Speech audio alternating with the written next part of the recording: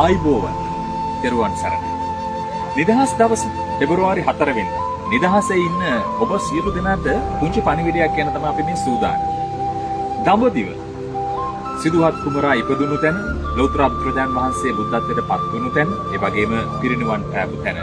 ඒ උත්තරීතර ජම්බු දීපයට ගොස් අහන් සංවේගය ඇති කරගන්නට අවස්ථාවක් ලැබෙනවා නම් කොච්චර දෙයක්. ඒ අවස්ථාව පෙබරවාරි 4 වෙනිදාට ඔබට උදා වෙනවා. කලින්ම කතා කරන්න තිරේ දිස්වන අංකවලට අපට ආරාධනා කළා මහී ලංකා ආයතනය දඹදිව යමුයි කියලා. අපි ඔබට ආරාධනා කරන අප සමග යමු දඹදිව. ගොස් නරඹමු, දැක බලාගමු, පහන් සංවේගය ඇති කරගමු, කුසල සිත් වඩවාගෙන පින් සිත් ඇති කරගෙන පින් දහම් කටයුතු කරමු. අංක දෙකක් තියෙනවා. ඒ අංක දෙකෙන් එකක් ආමන්ත්‍රණය කරන්න. අප සමග ඒ ගමන යන්න කැමති අයට පුළුවන් දැන්වම කතා කරෝදෙන් අප සමග එක්කාසු වෙන්න. පෙබරවාරි 4 වෙනිදාට බැරි වුණොත් ඊළඟ ගමන් වාර සංඛ්‍යාවක් තියෙනවා. ඒ ගමනකට හරි එකතු වෙන්න ඔබට පුළුවන්කමක් ලැබෙනවා. වැදගත් විදිහට මේ ගමන යන්න ඕන.